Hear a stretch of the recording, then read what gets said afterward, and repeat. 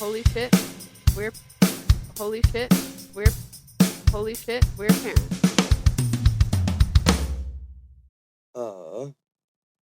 We should be rolling. Cool. Hey guys, this is your doula Hannah, and you're listening to Holy Shit, We're Parents, the podcast where I, as a birthing and early child care professional, talk about making babies, birthing babies, and trying not to lose our minds raising them with my ADHD only child husband who has never cracked a parenting book, Justin. Hello. Hello. Fuck Trump. Fuck ICE. Stop killing kids. Release the full Epstein files. Yeah. All right. But Also, we're going to use the rest of this time to get away from that because everybody's trapped in that bullshit. But I just wanted to get it out. okay. So what do we got going on today? Tonight, we are talking about navigating sibling rivalry.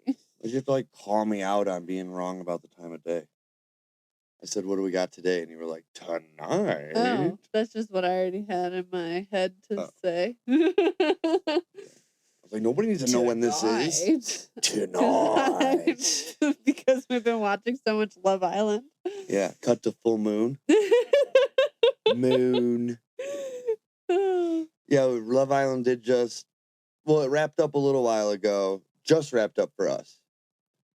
We just watched the end. Yeah, Love Island All-Stars. Love Island All-Stars, yeah. Oh, yes.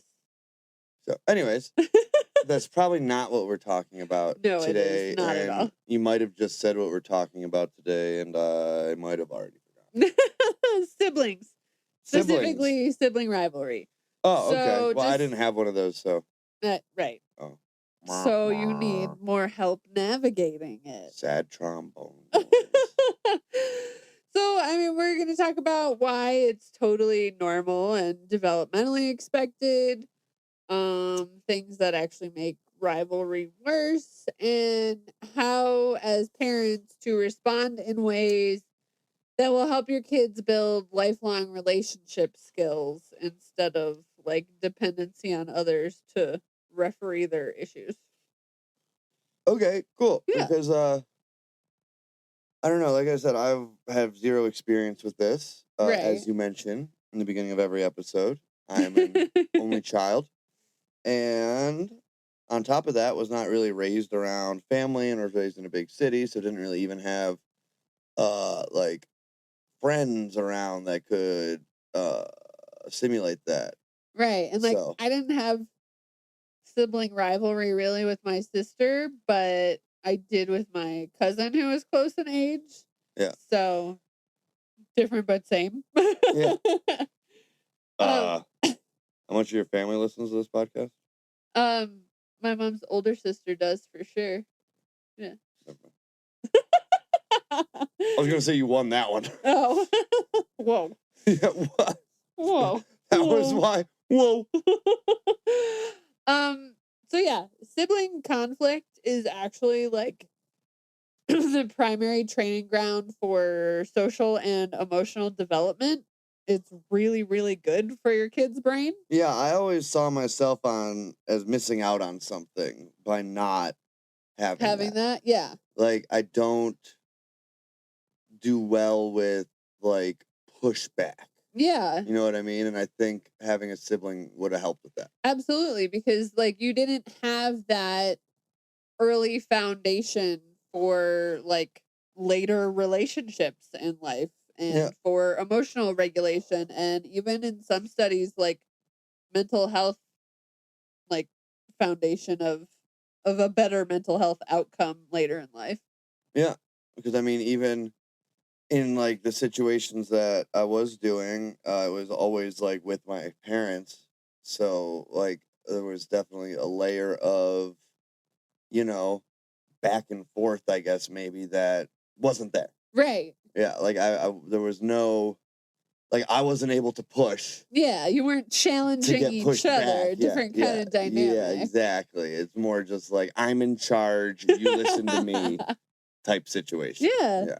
And science backs that positive sibling relationships with healthy conflict are linked to better adjustment and well-being into adulthood. And honestly, like, I didn't have that with my sister, so I didn't really develop a foundation that way. And I don't think that, like, the rivalry I did have with my cousin who was close in age, Yeah. Wasn't healthy. yeah. So, like, I still didn't have the same foundation that, like, again, healthy conflict and a positive relationship from it can come from. Yeah, well, I think what can also happen from trying to, like, I guess, substitute a sibling rivalry for one that is just from somebody who's close but of a different parent Yeah. is that there's that different. You don't know if the other parent is going to feel threatened by you as a kid in some way. Yeah. You know what I mean? And then manipulate this other kid's feelings about you, or, situations and Oh, things yeah, and I like that. definitely saw that happen, like, with my friends and their family members too, like, Yeah. other kids who are around their cousins a lot. Because again, like, it's not just siblings that go through this, like, competitive nature of relationships. Yeah, but I think especially when it's parents are the siblings, Yeah, that is when it can definitely get unhealthy. right. You know what I mean? When it's like one referee, you know what I mean, who's as much on both Both sides, sides, you know what I right. mean, and therefore on no one's side. Absolutely. That's one thing. But then if you have two refs in the ring and each one is on one of the fighters' side, shit's not going to go right. Yeah. Exactly. So yeah, that's again not like a healthy conflict situation. Yeah. And like kids start this concept of rivalry at a very young age, and it's typically because they perceive some sort of like threat to Well, it's survival. attention or belonging, especially with like a new sibling or a period of transition in Yeah, the I mean, I family. think, again, I'm not one of these everything we do today is because of we were cave people, but our brains are not as with the times as we Right. are. So it's also like survival. If Oh, there's for a new sure. mouth to feed, I need to get to the food before the new mouth, or I don't get the food. And honestly, that goes in with like the threat to attention. Yeah. If my family isn't aware that I am here and like contributing something, then I am no longer important and they don't need to keep me alive. Yeah. Or in Like like that absolutely is a a caveman nomadic thing. situation, I Yeah. get left behind. Like Right. literally. Yeah. Nowadays, it's just emotionally, you know what I mean? Or in an Exactly. educational sense, they get left behind. But Right. yeah, to the child's brain, it doesn't know that. So it's basically, I would imagine, borderline or at times in a fight or flight like state because of that, like, not desire for attention, but yes, desire for attention through the desire to survive. Exactly. Yeah, I guess is And what I was trying like, to say.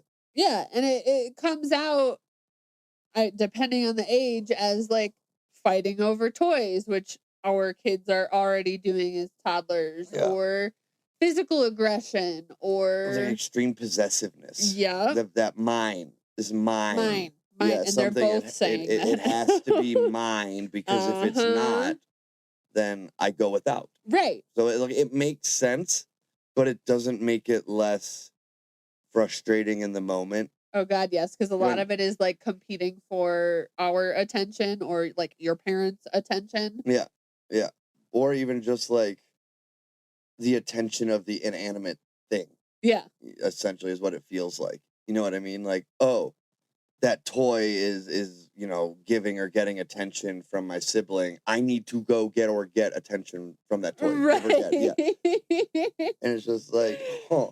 But again, it's a survival thing. It is. And If you have that, I don't. What if I need it? You know what I mean? yeah.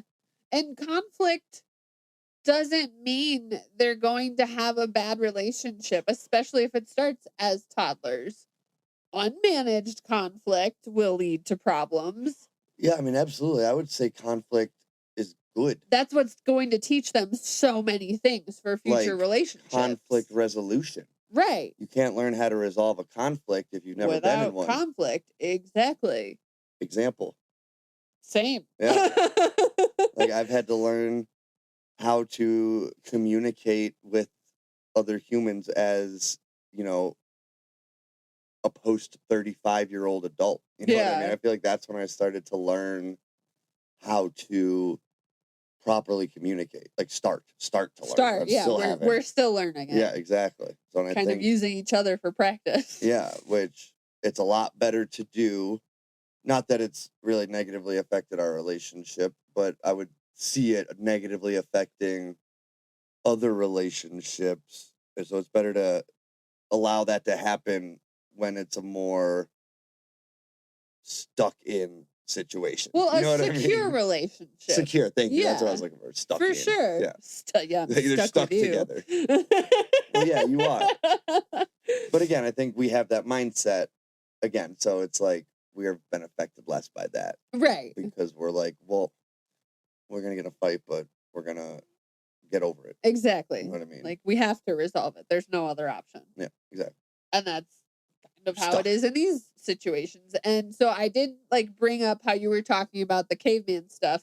Like it's biological wiring in a kid's brain to compete for resources, which at this point and throughout most of history are attention, protection, and approval. Like those are your resources as a child because those are what help you survive and get you fed and get your needs met. And so like kids being highly sensitive beings, if they sense anything is off or unbalanced, that's when that rivalry comes out because all of a sudden it's you're getting more of one of those resources than I am. Yeah. Yeah. I've also just noticed it just blatantly with like if one of the kids is getting like a drink. Yeah. And the other one sees it, well now they want one. Right. Yeah.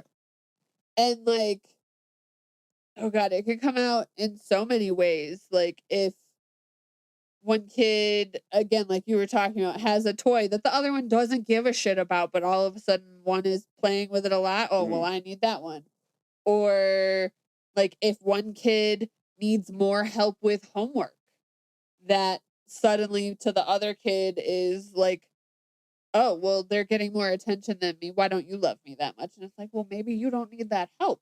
Yeah. But then it becomes an issue. Or like, I had an issue with my cousin when I skipped a grade. Mm. And that was like, well, now Hannah's getting this different kind of attention. What the fuck? And that fucked up our relationship. Yeah. Huh, interesting. Yeah. So and probably, there's leads to acting out. But I think a lot of that can be like squashed pretty easily just by like open and like common sense communication. Again, it's like talk to your kids. I don't know how else to say it. But like, like they're people. Yeah. But like, I guess it's not common sense if you never learned it yourself. I never learned it, and it is to me. That's what's so funny to me. Yeah. Is that like I don't know, I just look at this situation as they're two people and they need to be treated as such and they need to be talked to as such. And even if they don't understand everything now, they're going to. So it's easy to be like, oh, well, listen, you don't need that right now. Your sibling does. Here's why. Done. Has nothing to do with how much I love you. Yeah. Right. But like, I guess toddler age, no emotional regulation on their own. That depends entirely on us. Zero impulse control. That depends entirely on us. And they don't understand like negotiating situations yet. Like, okay, they need more of this right now and I don't, but maybe I need more of something later and they don't, kind of negotiating. Not like I get this and you get this. Yeah, yeah. Yeah. So, like, at the age our kids are at right now, it's more of like a skill deficit than a behavior issue. Yeah, But absolutely. when they don't experience it at that age and it comes up later in life, that's when it becomes a behavior issue. Yeah. Yeah. It's just funny. I was just thinking, sorry, off topic, kind of, but it's based off words you said. The impulse control thing, I don't think I agree with I guess, yeah, not what they say not because I've zero. literally seen our son, like, want to do something, Yeah. not be able to, and then not do it, but have, Like a different his little reaction. power up thing. Right. You know what I His mean? energy powers when he Yeah. got mad at me today. Yeah, like that. I was so like, that was so cool to hear that that's where it came from. Yeah. So like our son started doing this thing where he basically like tries to go Super Saiyan and just was like Gets his fists up and like shakes for a second. But that is regulation. That is impulse control. You know what I mean? So yeah, like I it's just not think zero. parents see They're things just like that, figuring but it they out. see it as like an aggression, and it's not. You know what I mean? And I didn't take it as that. And he's actually the one. So it started because I told him he had to stop sitting on the arm of the couch because I didn't want him to fall off. And then let's fast forward to a couple hours later. Our daughter got told not to do the same thing a couple times and immediately fell first off the side of the couch. Yeah, it's fine. The only thing she hit was the fucking metal vent. Right. So She's I had okay. this conversation with our son like 4 or 5 times before I was like, look, dude, you're going to get off the couch entirely and sit on the floor if I have to tell you again. And he brought his fists up to like, I don't know, almost eye level and looked at me and like, and like shook him for a second. And then I was like, are you getting mad?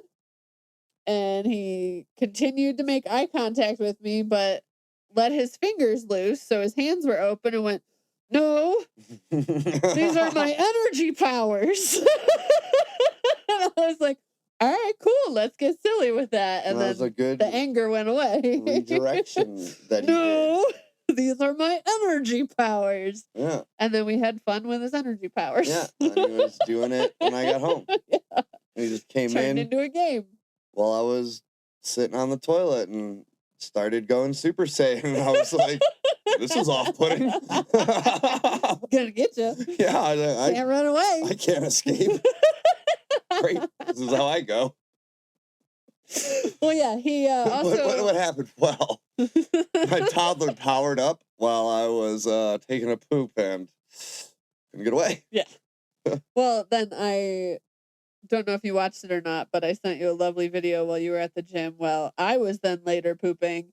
And he came in and did it. And so then our daughter came in and was also trying to do it. Yeah. And then he like made his power up noise running out, and then it sounded like she like also did. Yeah, like, yeah. He made the noise later. And then said energy net and threw a net at me and ran out. And she chased after him, and the last thing she said out the door was net.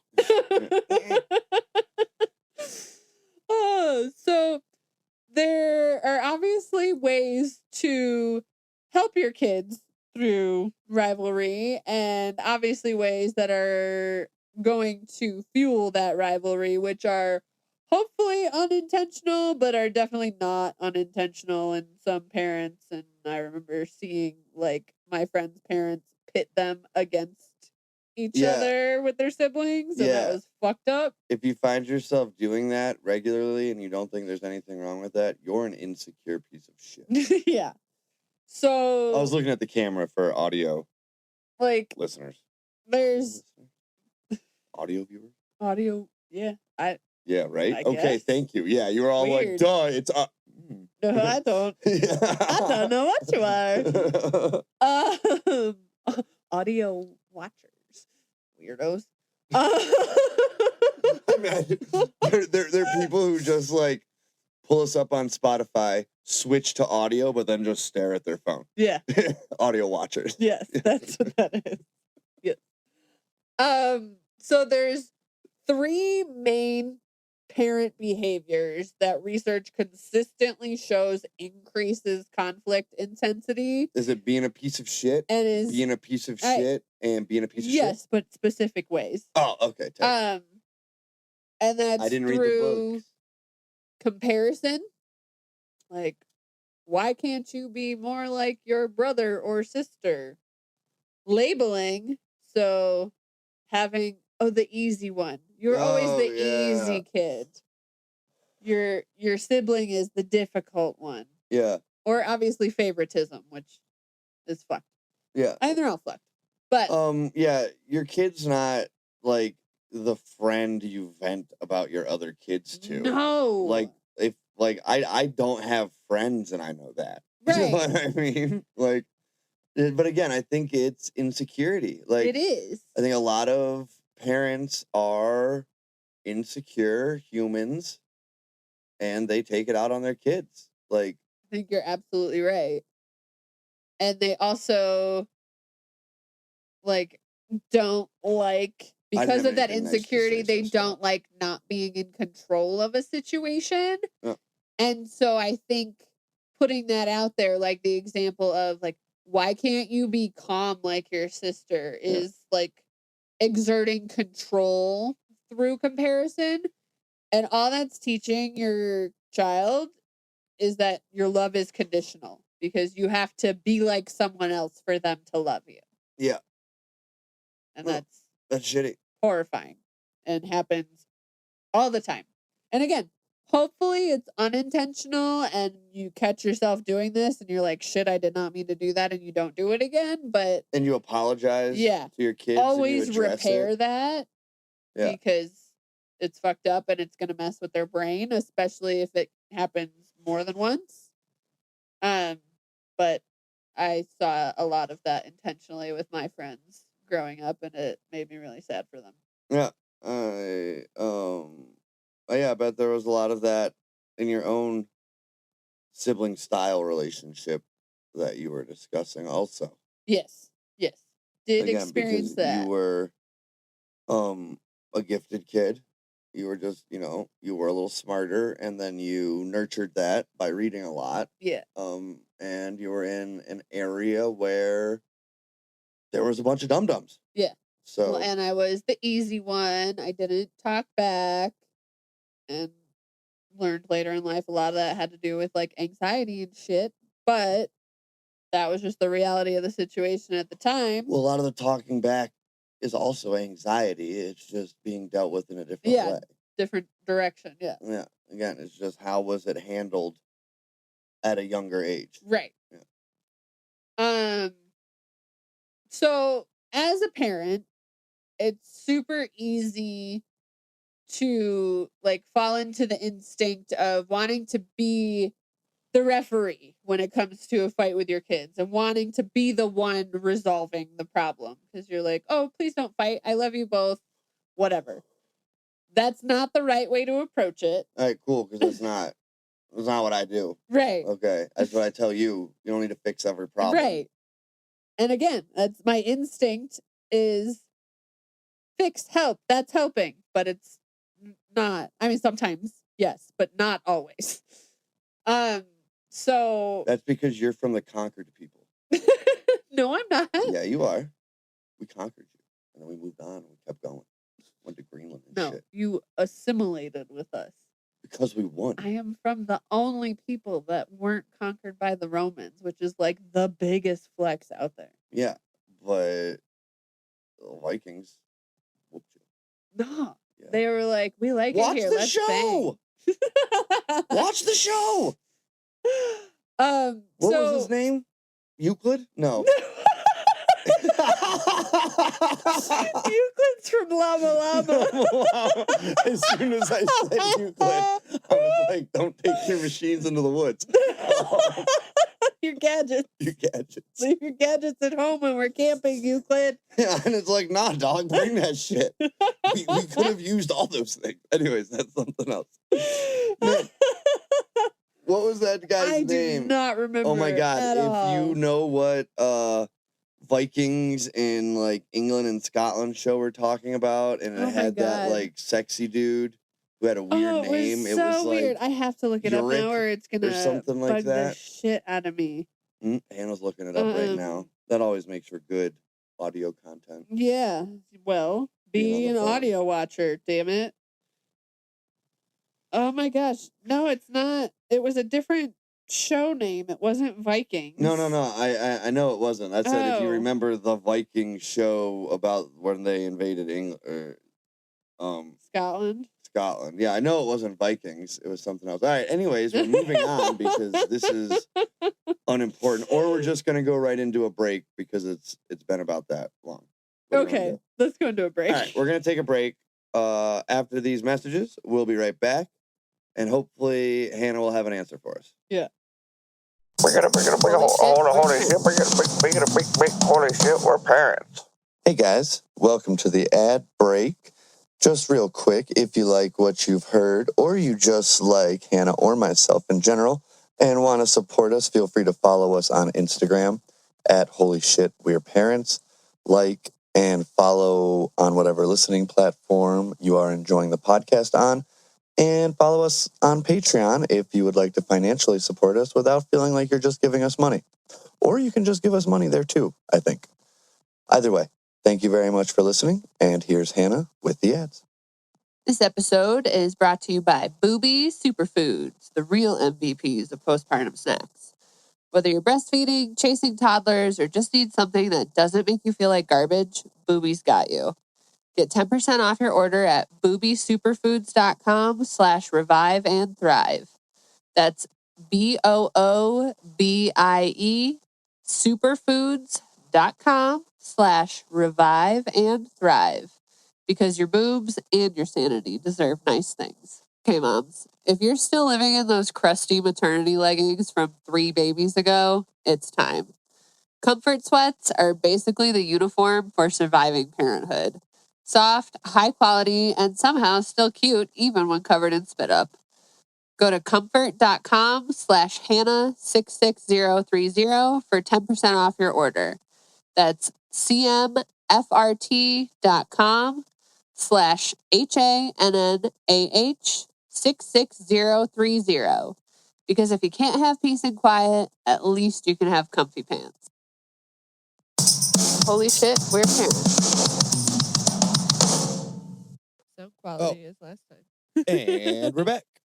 Is what I meant. And we're back. All right. And I remembered his name totally on my own. It was Uhtred? Uhtred? Yes, liar. Totally on my own. I remembered that. God, I'm so good. You are such a liar. I'm so glad I edit these and you don't. Anyway, cool. So we have 5 tools to get into that are like evidence-based, come from social learning research. That was hard to say for some reason. That parents social learning research. What the fuck research. are we talking about? We Sibling are rivalry. Oh, sibling rivalry. We're talking about nutrition. Ah, we did that. Okay, we're finishing this episode like weeks. Yeah, we had some technical difficulties with the last recording. So here we are, getting back into that second half.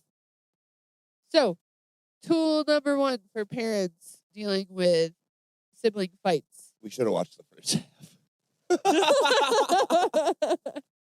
It'll be fine. Right.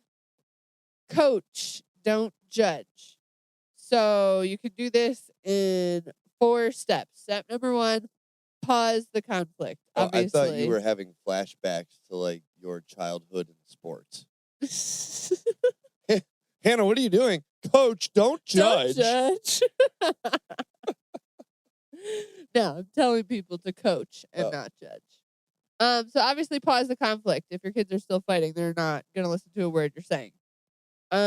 Step number 2, help them label their emotions.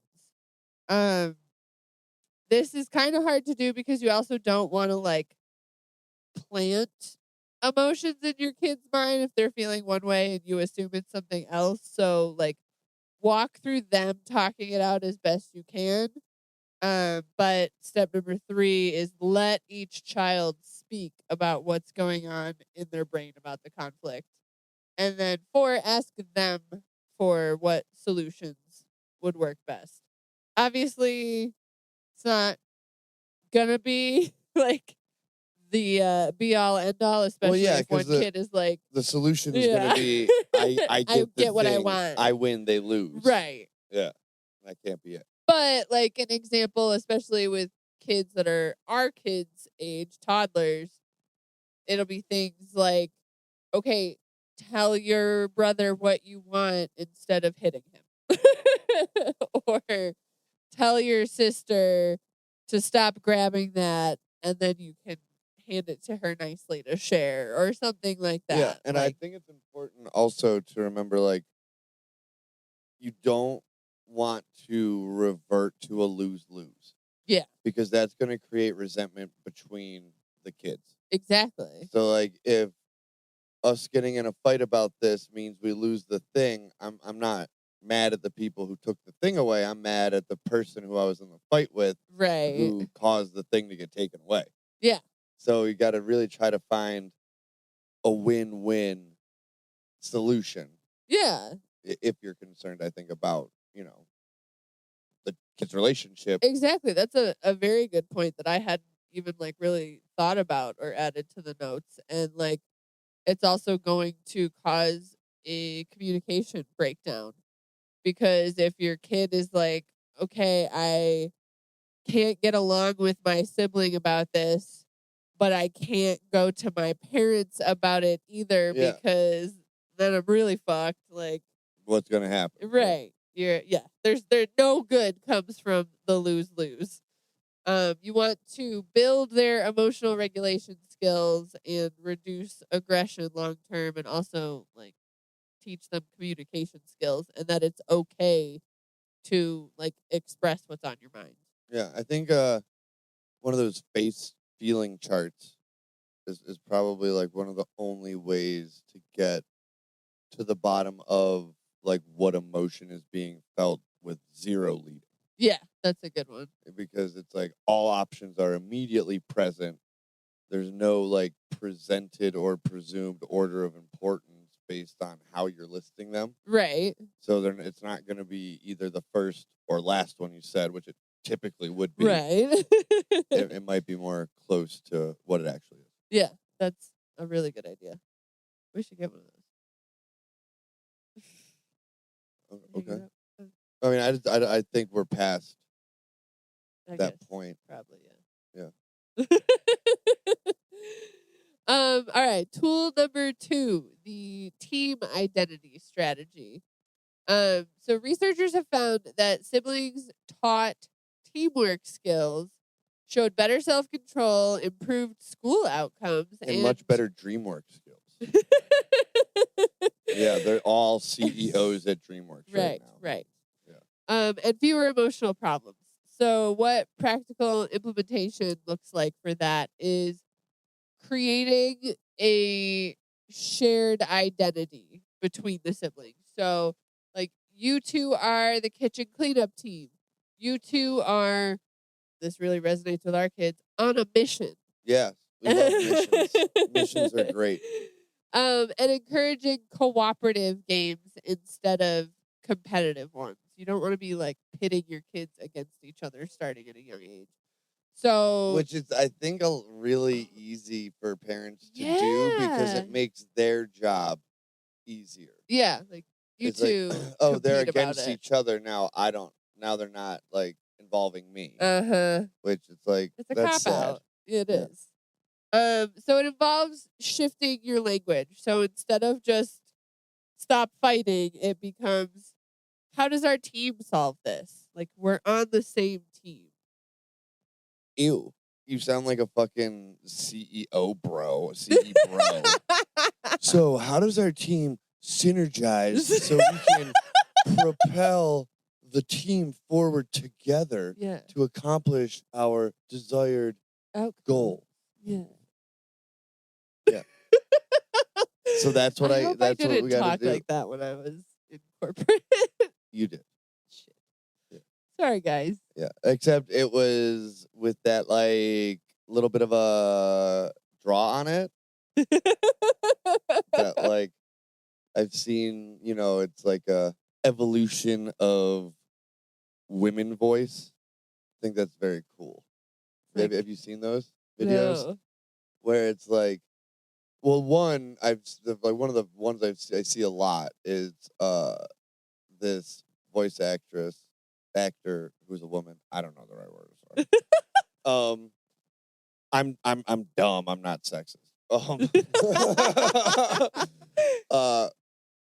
She goes through starting in like the 20s, I think, and does like speaks as a woman from that time, and you hear the evolution through every decade of like women speaking voices and how it had to evolve based on the environmental like consensus on women, basically. The patriarchy. Yeah. Oh yeah, men. Yes. By the environment, I mean the men. The men. Like yes. what men were quote unquote allowing of women at the time. Willing to listen to. Or how they were willing to receive, information or being spoken to by a woman. It's I've definitely done a lot of like the playing dumb and making it sound like it's someone else's idea so that they will adopt it. Oh, well, that I think is in the work environment.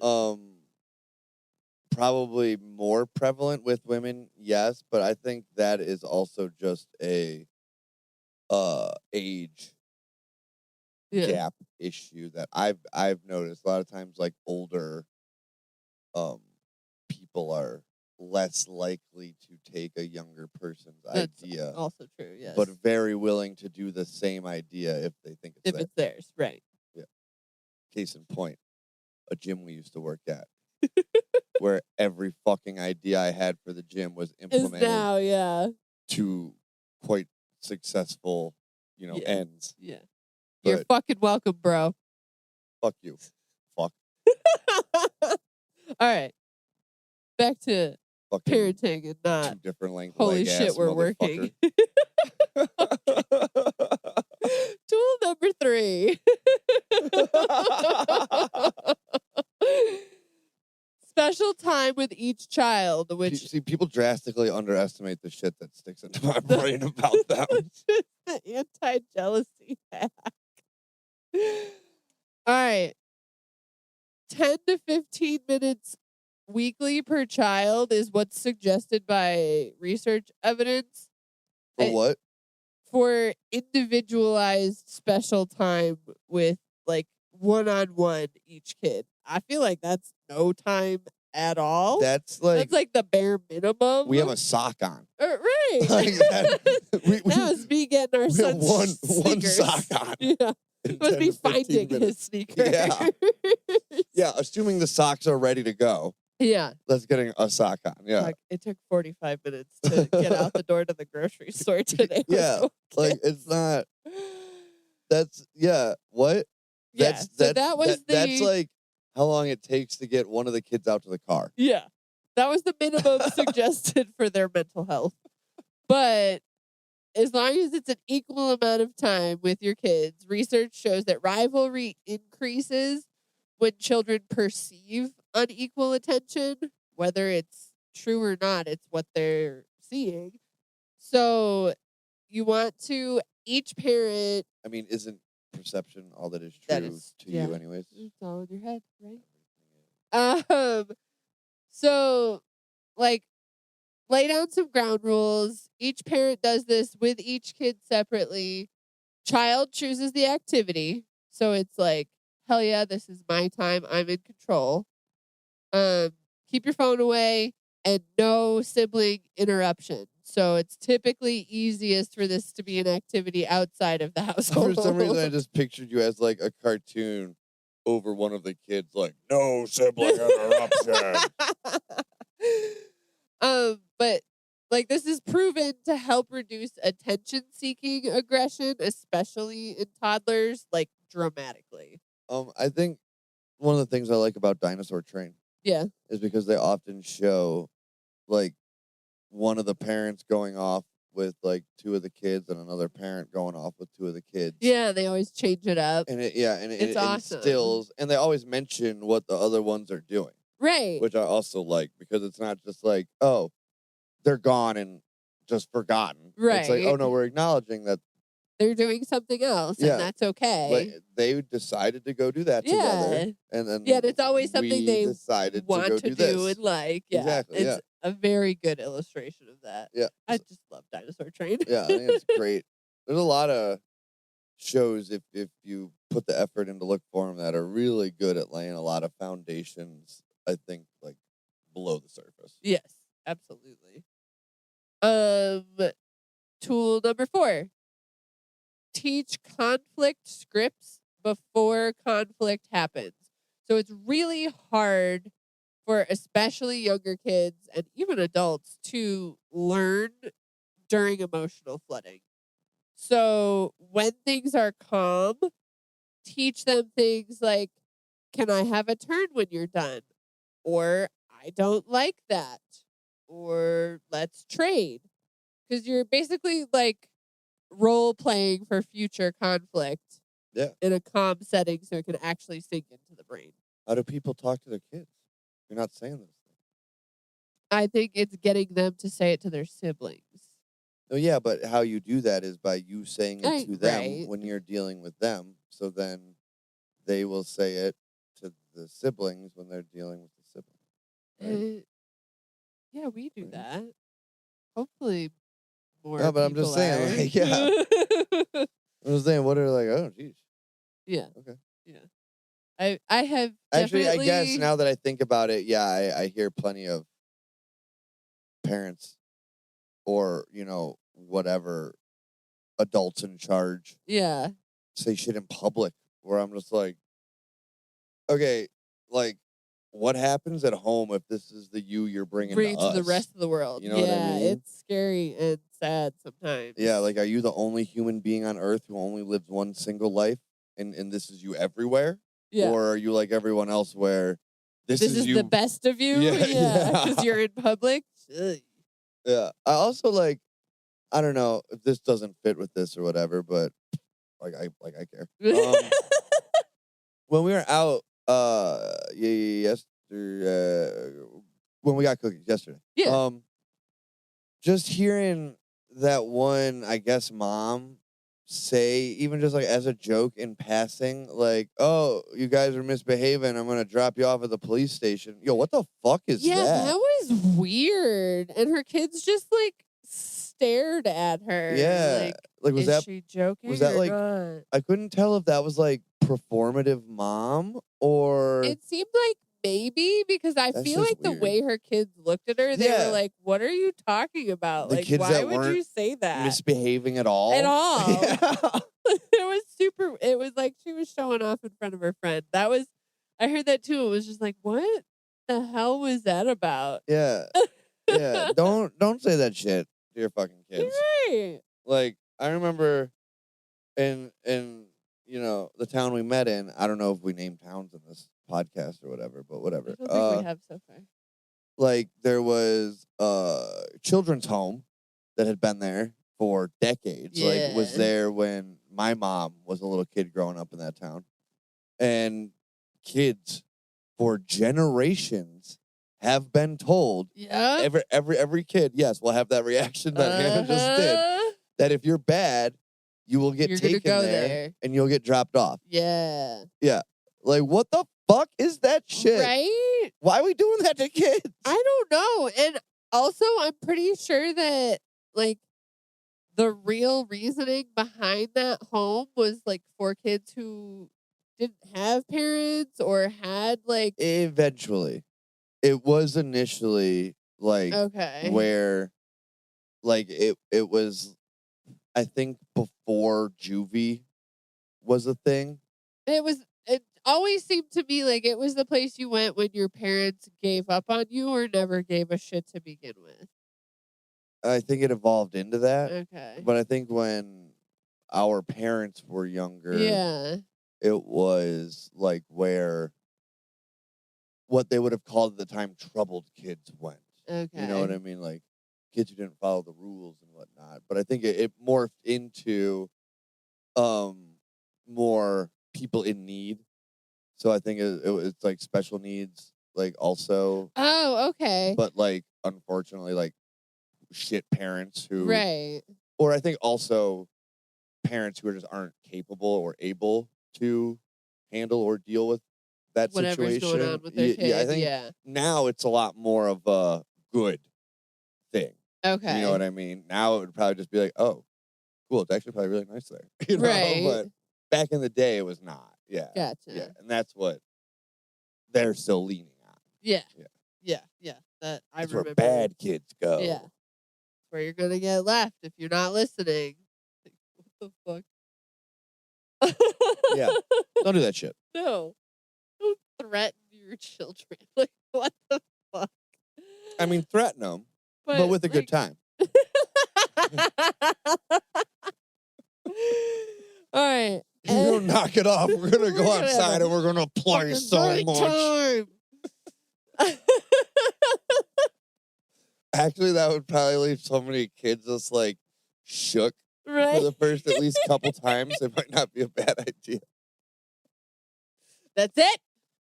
Get your shoes on. Yeah. We're going to the park. I'm sick of this shit. All right. And tool number 5. Fair is not the same as equal parenting. So, like, your kids are going to notice when there's differences in, like, behavior or accommodations or whatever between children. But if you're explaining openly, like, you each get what you need, and that's not always the same thing, then they'll tolerate those differences better. So an example would be like, yes, you have to go to bed before your brother, but that's because you are younger and have different sleep needs. Or yes, like one of you is getting more help with your homework, but that's because they have a harder time with this subject. Like being open and transparent to kind of like head off that resentment. I feel like that was maybe not the best for that. Like, yes, your sibling needs more attention because they big dum-dum. You know this. You've been calling them that for a very long time. That's not how you would explain it. It's what you That is basically just basically said. what That you're was saying. what the kid heard. Because they need extra help. The kid heard they big dum-dum. They big dum-dum. Yeah. See, Mom said it. Yeah, mom said you big dum-dum. And I just made everything worse. Yeah. But also remember, like, there are times to just allow low-risk conflict so that your kids have the opportunity to practice negotiation skills and, like, dealing with their emotions, which I have a harder time with the not intervening and, like, taking a step back. Especially because, like, when you remind me to do it, they're usually all good.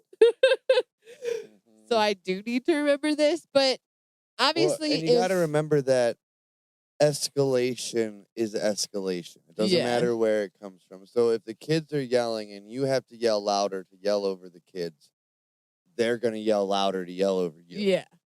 So it's like, I don't know. I think, well, what we've kind of done is I've kind of laid a foundation of like, I can yell very loudly, but I'm not going to. Yeah. And that is like worse. So like I try to now, and I still will yell sometimes, especially if they're in the other room and I'm being a lazy fuck. But I'm trying to cut back on that also. Just be like, buddy, I need you to come over here, and we're gonna talk about what's happening. Talk about it. We're gonna figure it out, and we're gonna just get to the bottom of it. Okie dokie. And just having like a firm tone. Yeah. So he's aware that like this is not playtime because I've got playtone. Yeah. And I don't know why I'm talking about it. I was looking when up there. to not intervene. Yeah. Oh, yeah. Because when you do need to intervene, you need to do it in a way that's not going to bring everybody up to an even higher notch. Need to You need bring to them go into the lower that situation, frequency. yeah, as a lower tone. Yes. So obviously, if And also, just like not intervening, it makes your life less stressful. Like, like you know what? They're gonna make fucking noise anyways. What does it matter if it's this noise? Yeah. You just want it to be a problem because your brain is telling you it should because it was maybe what you were taught when you were younger, based on how people reacted. But it's like, if you listen closely, there is very little difference between a really loud laugh and a really loud, like, screaming at each other. Right. So it's like, sometimes it's just like, just let them scream. because all you're going to do yelling is add more yelling and, like, give yourself a headache. Yeah. So it's just like, all right, guys, nobody's dying right now. Cool. Yeah. Obviously, if there's like physical harm going on, it's time to kind of step in and separate at least. That kind of fell into that. Like there was an exaggeration. Yeah. Everyone's dying. Or if there is like clear emotional overwhelm because they're not going to be able to practice those negotiation skills if they can't get a handle on like emotional regulation. Yeah. I mean, we're also talking from a stance where close in age. Right. Also. So, I mean, there could be a power imbalance with age, too. I mean, a power, a communication, an understanding, and intelligence, and experience. Yeah. All sorts of imbalance there that would need, intervention at a different rate. Yeah. But we're kind of talking in the idea of, like, the kids are, 1, 2, 3 years apart. Yeah. Generally. Yeah. Like, I feel like once you get beyond that, until they get over a certain point, it's gonna be one-sided. Yeah. You know what I mean? Unless you've got like a big ass smart fucking baby. That's a big baby. Yeah. A baby says, "What the fuck did you just say?" You're like, "Oh, shit. That's a big smart baby." To be fair, our 2-year-old looked out the window today and said, "Those bunnies are eating grass because they're herbivores." And I was just like, "What the fuck did you just say?" Yeah. Right, but they're hungry herbivores. I didn't know he knew that. Hungry herbivores. Yeah. They eat a lot and they eat some more. I don't know that one. What is that from? Dinosaur Train. Oh. Yeah. Oh, that's how he knows. Well, yeah, dinosaurs. He knows herbivores and carnivores. Yeah. And omnivores. Omnivores? He was calling himself carnivore today. Oh! What? Oh my fucking God. What? At my therapy, right? Yeah. I watched these like different videos. So I'm watching one on Borneo, maybe. It's a tropical rainforest somewhere. Okay. They have fruit birds that have demonstrated and eaten, and they filmed it for this like little documentary, eating bats. Oh my God. Like a toucan. What the fuck? Type of bird. They showed an hawk eagle hunting these bats as they're coming out of the cave. And it shows these birds like watching, taking an interest, and like flying through the bats, kind of like the eagle was. Yeah. And then one was just like, caught ow. it. Yeah. Like, I want to try that. And then it showed him take it over and sat there and chomp. What the fuck? And then swallowed it. And they normally eat fruit? They normally eat fruit. That's scary. Scary? Yeah. They were like a eerie sight. Like they were like, we could do that. A fruit bird with blood on its beak. And it was just like, I mean, oh, were fuck, they bro. fruit bats? Like, I wonder if they Well, I was tasted... thinking that too, but like, they would have to be chocked full of shit in order to get, because they were eating them as they were like flying out for their nightly. What the fuck? The birds thirst for blood. They thirst for it. All right, that was totally unrelated. Oh, herbivores. Herbivores. Yeah, so it turns out that some birds that I would have 100% thought were herbivores are apparently omnivores. That's crazy. But birds are dinosaurs. That's also true. Yeah. Birds are dinosaurs. Sweet. So to wrap things up, we might edit all that out. All of the research that's out there about sibling conflict and rivalry and all of that links chronic sibling conflict without resolution or emotional regulation or any of the things we taught or talked about teaching your kids with aggression, delinquency, and poor peer relationships in life. But positive sibling conflict where like the kids are working things out and learning these tools on their own is shown to predict better romantic relationships, peer relationships, emotional resilience, and social competence. So it's actually like really good for your kids to fight with each other as long as it's not like extensive. Yeah, because again, like you can't learn to do something you've never done before. Yeah. You know what I mean? Like, I think that's one of the reasons that, you know, therapy I'm in is so effective, because it's helping me be less reactionary to confrontations. And I think one of the reasons I am is because I didn't like have them in a healthy manner as a kid. I'm an only child. Yeah. With ADHD. Who's never cracked a parenting book. Justin. How am I doing tonight? That's awesome. That's all I got to wrap up this episode. All right. Be sure to follow us on, I guess this is the right podcast. Holy Shit, We're Parents on Instagram. Like, follow, set the automatic download thing if you're on Spotify. Really helps a lot. Yeah. Leave us a 5-star review. Or leave us a comment on why you wouldn't leave us a 5-star review so we can change that and you can then leave us a 5-star review. Follow me on Instagram at Daddy Muscles or the PNF business at Flex Logic. You can follow Hannah at Your Doula Hannah. And we'll see you next time. Bye. Holy shit, we're parents.